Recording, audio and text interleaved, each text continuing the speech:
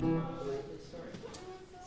Linnaya, why don't you tell us, as much as you know about this piece.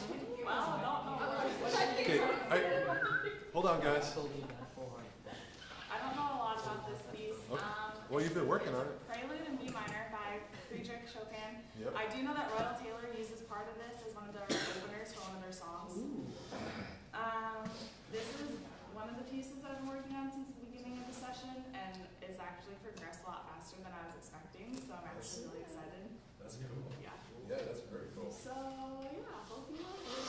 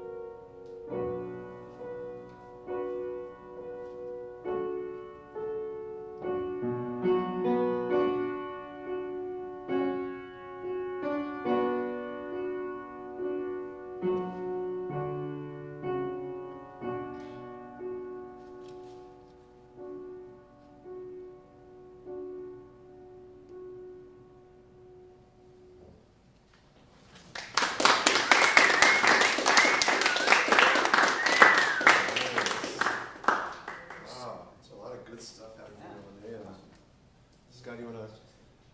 I know you're the pianist. One thing that is interesting about this piece is that the typical spot of where your melody would be is different. Your melody's in the left hand, right? Yeah. So yeah, I think it sounds great. The only thing that I would say is maybe a little more emphasis on that melodic line. Bring it, because sometimes that accompanying line was kind of the same volume. Mm-hmm. Yeah, so maybe a little more shaping there and bringing that out more. Yeah, I think it sounds good. You're playing it well and using good dynamics. So. Yeah, I think especially with Chopin, and really, if you think of this right hand, it's very much, it's almost like if you had, like with piano, because the way it decays, you obviously have to keep striking the note. But like if this was being arranged for strings, you would just have this beautiful like legato, like almost like a drone, right? Mm-hmm. But the piano, you can't really do that because the sound decays so quickly. So you almost have to you just kind of lay into it just enough to kind of like let that hammer just kind of keep. But you almost want to, instead of using your sustain pedal, because here's the trick, because if you use too much sustain pedal, the melody becomes mushy. And it's not, you don't have as much control over the melody. So what you have to do is you have to do the sustain with your right hand. So you have to just, you almost can half pedal it with that sustain pedal. Like just, what you need to do is you need to find, and every piano is a little different, which makes it really challenging. And this piano is not super expressive. This piano does not have a wide dynamic range. It's just not capable of doing it. But probably on the piano in the other room, what you want to do, begin to play that and almost connect, like only lift up the hammers, the notes, as much as you need just to kind of re-strike it. But see if you can almost just kind of like keep the keys almost like depressed as you're playing it, and just enough just to kind of make a note, the sound.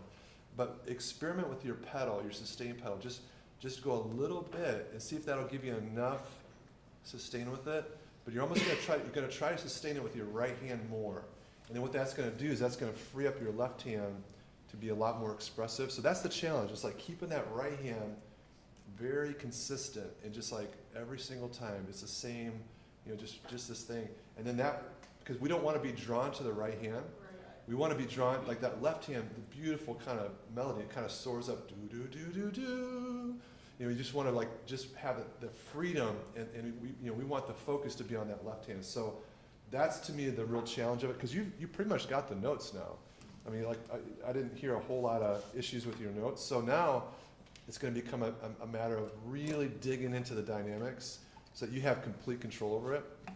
So, but it's great. You're doing awesome. The other thing I would just one little spot there. Going into measure 6.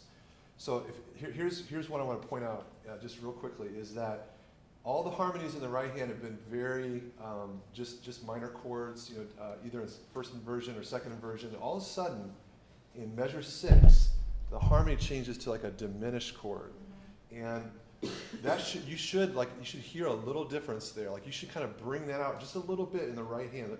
Like I'd almost, if I was going to edit this, a lot of these dynamic markings, I might put instead of a accent, I might put like a line, which is like a stress. What do they call that, Scott? Like it's not the trunk. There you go. Thank you. It's been a while since I've taught theory. So okay. So I put a little stress, a little line over there, and that's just, it's not so much an accent, but it's more of a just kind of lay into it just a little bit, just to bring out that diminished kind of quality to it. And you notice that's where the harmony kind of starts getting crunchier.